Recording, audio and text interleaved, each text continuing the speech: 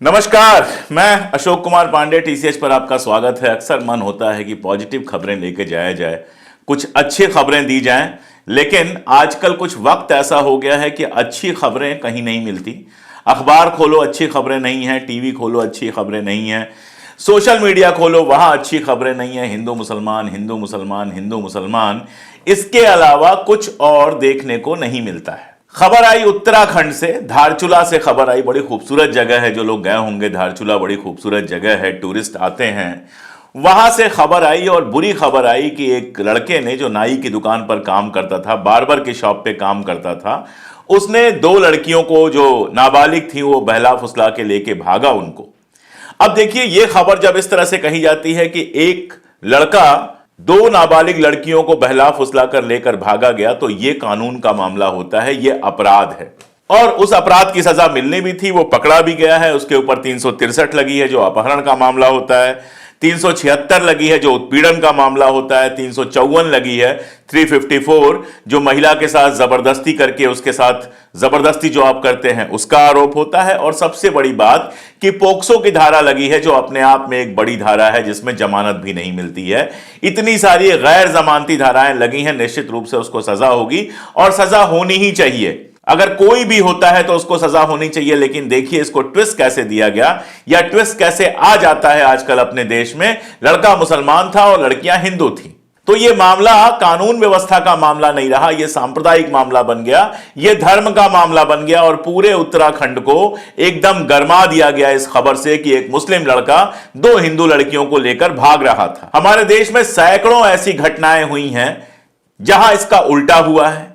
हमारे देश में सैकड़ों ऐसी घटनाएं हुई हैं जहां हिंदू लड़कों ने ही हिंदू लड़कियों के साथ बलात्कार किया है या इस तरह का काम किया है, जहां हिंदू पति ने अपनी पत्नी की हत्या की है। एक घटना है जिसमें नवरात्रि पर पत्नी ने नॉनवेज खाने की बात की तो पति ने उसकी हत्या कर दी। इस तरह की कितनी खबरें आती रहती हैं, लेकिन इन खबरों पर किसी का ध्यान नहीं जाता, क्योंकि हिंदू मुसलमान नहीं होता है। हिंदू मुसलमान जहां हो गया, लड़का मुसलमान हो गया, लड़की हिंदू हो गई, तो यह मामला पूरा का पूरा सांप्रदायिक बन गया। और पूरे धारचूला में तमाशा इस तरह से शुरू हो गया कि मुसलमानों की दुकानें बंद कराई जाएंगी। फिलहाल तो शटर डाउन करा ही दिया गया। पूरे धारचूला में जितनी भी मुसलमानों की दुकानें हैं उसको शटर डाउन करा दिया गया, फिलहाल बंद है। और अब यह हो रहा है कि 91 शॉप्स का, 91 दुकानों का रजिस्ट्रेशन रद्द कर दिया जाएगा, जो मुसलमानों की दुकानें हैं। हालांकि द हिंदू का कहना है कि उसमें से 85 दुकानें मुसलमानों की हैं और 6 हिंदुओं की भी हैं, लेकिन दूसरे अखबार यह बता रहे हैं कि सारी की सारी दुकानें जो हैं वो मुसलमानों की हैं। 91 दुकानें बंद कराने की बात चल रही है। अब सवाल यहीं पर है, क्या एक हिंदू जब कोई गलती करता है तो उसके समुदाय के सारे लोगों को सजा दी जाती है? क्या दिल्ली में अगर यह घटना आ जाए कि एक दुकानदार ने, एक हिंदू दुकानदार ने कुछ इस तरह की गड़बड़ की है, तो दिल्ली के सारे दुकानदारों की दुकानें बंद हो जाएंगी? क्या धारचूला में अगर एक दुकानदार किसी हिंदू दुकानदार की इस तरह की शिकायत आ जाए तो क्या सारी दुकानें बंद करा दी जाएंगी? क्या किसी इलाके में अगर एक हिंदू मर्डर कर देता है तो उस इलाके के सारे हिंदुओं को गिरफ्तार करके फांसी पर चढ़ा दिया जाता है? क्या कोई सिख अगर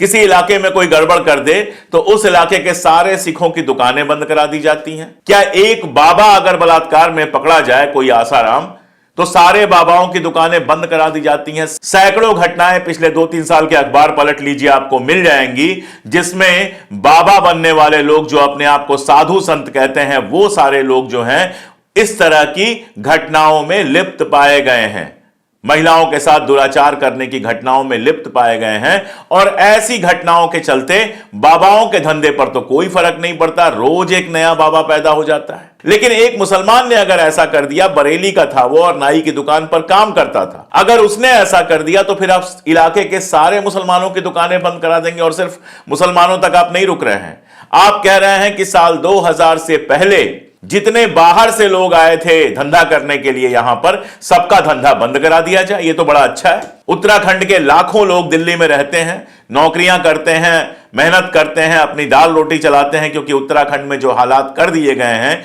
गांव में रोजगार नहीं है, पानी नहीं है, तमाम तरह के संकट हैं, उसके चलते बड़ी संख्या में उत्तराखंड के लोग जो हैं वो दिल्ली में और दूसरे शहरों में गए हैं। अब फर्ज कीजिए कि दिल्ली में कोई उत्तराखंड से आया हुआ लड़का या उत्तराखंड का कोई व्यक्ति दिल्ली में आता है और वो किसी चोरी में पकड़ा जाता है। पकड़े भी गए हैं, ऐसा नहीं है कि नहीं पकड़े गए हैं, उत्तराखंड का कोई व्यक्ति आता है, वो किसी इस तरह की महिलाओं के साथ दुराचार की घटना में पकड़ा जाता है, तो क्या दिल्ली से सारे उत्तराखंड के लोगों को भगा देना चाहिए? या उत्तराखंड क्यों, किसी भी स्टेट के, बिहार के लोग दिल्ली में हैं, यूपी के लोग दिल्ली में हैं, साउथ इंडिया के लोग दिल्ली में हैं, पूरे देश से लोग दिल्ली में आते हैं। तो क्या अगर किसी इलाके का, मान लीजिए किसी मराठी ने, मान लीजिए किसी यूपी वाले ने कोई ऐसी हरकत कर दी, तो क्या यूपी के जितने लोग हैं उनकी सबकी दुकानें आप बंद करा देंगे और कहेंगे इन सारे लोगों को वापस यूपी भेज दिया जाए? क्या इस तरह से सामूहिक सजाएं दी जाएंगी? नहीं दी जाएंगी।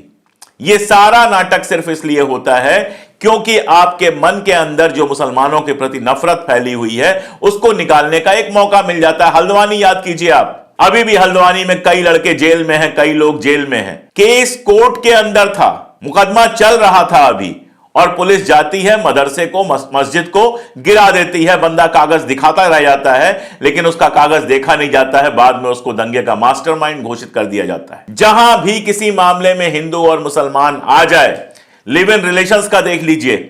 एक घटना हुई जिसमें लिव इन रिलेशन में एक लड़का मुसलमान था और लड़की हिंदू थी, इसको हिंदू मुसलमान बना दिया गया। उसके बाद दसियों घटनाएं ऐसी आई जिसमें लिव इन रिलेशन में लड़का भी हिंदू था, लड़की भी हिंदू थी, लड़की के साथ वैसी ही हरकत हुई, वैसा ही सारा कुछ हुआ, लेकिन उस पर किसी की जबान नहीं खुली। तो क्या अब कानून धर्म के हिसाब से काम करेगा? अगर अपराधी मुसलमान होगा तो उसको तमाशा बना दिया जाएगा, उसके पूरे समुदाय को दोष दिया जाएगा, और अगर अपराधी हिंदू होगा तो सब खामोश रह जाएंगे। धारचूला में यह घटना हुई और मैंने शुरुआत ही यहां से की थी कि घटना बहुत विभत्स थी। अगर कोई भी लड़का, कोई भी व्यक्ति बहला फुसला के, या कैसे भी, बहलाना फुसलाना शब्द तो कानून इस्तेमाल कर रहा है, लेकिन कैसे भी अगर नाबालिग लड़की के साथ किसी तरह का रिश्ता बनाता है तो हमारे कानून में बहुत साफ साफ पोक्सो का कानून है। मैं, जो लोग सुन रहे हैं और नहीं जानते हैं, वो बता दें कि 18 साल से कम उम्र की अगर लड़की है, नाबालिग लड़की है, और उसकी इच्छा है, वो सहमत है, उसकी सहमति भी है, और उसकी सहमति के बावजूद आपने उसके साथ अगर शारीरिक संबंध बनाए हैं तो ये सीधा सीधा पोक्सो का केस होता है। तो आप भी इस बात को लेके, चाहे हिंदू हो चाहे मुसलमान हो, इस बात को लेके सावधान रहिए कि 18 साल से कम उम्र की बच्ची के साथ किसी तरह का फिजिकल रिलेशन बनाना अपराध है, हमारे कानून के तहत अपराध है, पोक्सो का केस है और बहुत मजबूत केस है। और आपको याद होगा, अच्छी तरह से याद होगा आपको, इसी मामले में ब्रजभूषण शरण सिंह जो हमारे कुश्ती के एसोसिएशन के प्रेसिडेंट थे, उनके ऊपर शुरू में जो आरोप लगा था उसमें पोक्सो का मामला था। उसमें यह कहा जा रहा था कि नाबालिग महिला पहलवानों के साथ यह कुछ किया गया है। बाद में पोक्सो का मामला हटाया गया, पोक्सो का मामला हटाया गया। आप जानते हैं कैसे हटाया गया, क्या हटाया गया, मैं डिटेल में बात कर चुका हूं, दोबारा नहीं करूंगा। लेकिन पोक्सो अपने आप में बहुत खतरनाक मामला है। पोक्सो के तहत जमानत नहीं होती है और सजा लगभग पक्की होती है और लंबी सजा है। तो यह सारा कानून उसके ऊपर लागू कर दिया गया, मैंने आपको बताया, और पकड़ा भी गया। वो 363 भी लागू किया गया, 376 भी लागू किया गया, 354 भी, और पोक्सो भी। जाहिर है वो लंबे समय तक जेल में रहने वाला है, उसको उसके किए की पूरी सजा मिलेगी, इसमें कोई दो राय नहीं है। और कानून इसी तरह से काम करता है, जो अपराधी है उस अपराधी को सजा देता है। और इस बात के लिए उत्तराखंड सरकार की तारीफ होनी चाहिए कि इस अपराधी को तुरंत पकड़ लिया गया और इसके ऊपर प्रॉपर धाराएं लगाकर अब केस चलाया जाएगा और यह लंबे समय तक जेल में रहेगा। लेकिन हमारा कानून तो अगर बाप खूनी है तो उसकी सजा बेटे को भी नहीं देता है। बाप अगर खूनी है तो बाप फांसी पे चढ़ेगा या बाप आजीवन कारावास झेलेगा, बेटा थोड़े झेलेगा। मां अगर अपराधी है तो मां सारा अपराध का दंड झेलेगी, उसका पति भी नहीं झेलेगा और उसका बच्चा भी नहीं झेलेगा। तो परिवार को भी उसकी सजा नहीं दी जाती है। लेकिन ये जो बुलडोजर न्याय आया है उसमें घर गिरा दिया जाता है, भले आपका घर हो या ना हो, भले बाप ने घर बनवाया हो, लेकिन घर गिरवा दिया जाता है। यानी बेटे के किए की सजा पूरे परिवार को दी जाती है। और अब उसी को बढ़ाकर किया यह जा रहा है कि जो अपराध एक बंदे ने किया है, बरेली से आए हुए बंदे ने किया है, उसकी सजा पूरे उस इलाके के मुस्लिम समुदाय को दी जा रही है। और चुनाव आने वाला है तो इसको हिंदू मुसलमान बनाना ही है। और हिंदू मुसलमान से आगे बाहरी बनाम अंदरी का मामला बना दिया गया। 2000 के बाद जो बाहर से लोग आए हैं उनको बाहर निकाला जाएगा। एक छोटा सा सवाल पूछ दूं मैं, बाबा रामदेव, उत्तराखंड में जाने कितनी जमीन मिली हुई है, पूरा साम्राज्य है हरिद्वार में और बाकी जगहों पर। वो तो महेंद्रगढ़ में पैदा हुए थे, हरियाणा में पैदा हुए थे, बाहरी हैं। वो बाहरी नहीं लगते, वो अंदर के लगते हैं उत्तराखंड के। वो जो बिजनेस कर रहे हैं, जो उनको सैकड़ों एकड़ जमीनें दी गई हैं, तमाम सारी फैसिलिटीज दी जाती हैं, सुविधाएं दी जाती हैं, जिस आदमी के ऊपर सुप्रीम कोर्ट में लगातार केस चल रहा है, अभी सुप्रीम कोर्ट ने उसको सशरीर वहां रहने के लिए यानी खुद पेश होने के लिए कहा है, क्योंकि सुप्रीम कोर्ट ने जो नोटिस दी थी उसका जवाब नहीं दिया है। उसके ऊपर आरोप है कि वो फर्जी दवाओं का प्रचार करता है, अपनी दवाओं के बारे में जो प्रचार करता है वो झूठा है, और इस तरह से वो लोगों को गलत दवाएं दे रहा है। उसके कहने पर लोग दवाएं खरीद रहे हैं जो उस रोग में फायदेमंद है ही नहीं। यह कानूनन अपराध है। लेकिन बाबा रामदेव को लेकर उत्तराखंड की सरकार कुछ नहीं कहेगी। एक आदमी जो महेंद्रगढ़ से आया हुआ है उत्तराखंड में, जिसने बेस अपना बनाया हुआ है, जो कानूनी अपराध कर रहा है, उसको तो बाहर करने की बात करेंगे नहीं। जो गरीब, उसको तो बाहर करने की बात करेंगे नहीं। लेकिन जो लोग पश्चिमी उत्तर प्रदेश या दीगर इलाकों से वहां जाकर अपनी दाल रोटी कमा रहे हैं, उनको बाहर करने की बात की जाएगी। आप सोचिए इसकी प्रतिक्रिया में अगर दूसरी जगहों से भी ऐसे ही हो जाए कि आपके स्टेट से जो लोग हमारे यहां आए हैं वो बाहर जाए ताकि हमारे स्टेट वालों को नौकरी मिल सके, तो कैसा लगेगा। ये जो हर लेवल पर बांटने की बात चल रही है, ये जो अब्दुल की चूड़ी टाइट करने के नाम पर लगातार तमाशा चल रहा है, आप समझ रहे हैं देश को कहां ले जाएगा। अगर यह कानून बन गया कि जिस समुदाय का व्यक्ति किसी अपराध में पकड़ा जाएगा उस समुदाय की दुकानें बंद हो जाएंगी, तो इस देश में कोई दुकान खुली नहीं रहेगी। ऐसा नहीं है कि यह पहली घटना है, ऐसी हजारों सैकड़ों घटनाएं इस देश में हो चुकी हैं। कभी हिंदू करता है, कभी सिख करता है, कभी मुसलमान करता है। यह कोई नई घटना नहीं हो गई जिस नई घटना को लेकर बहुत तमाशा किया जा रहा है। एक घटना हुई है, भयानक घटना हुई है, और उसका यही होता है कि जिसने वो घटना कारित की है, जो उसका अपराधी है, उसको पकड़ा जाए और सजा दी जाए। उत्तराखंड पुलिस को इस बात की बधाई देनी चाहिए कि उसको तुरंत गिरफ्तार किया गया, और गिरफ्तार करके उसके ऊपर सारे वो केसेज लगाए गए जिनके चलते अब वो जेल से लंबे समय तक बाहर नहीं निकल पाएगा।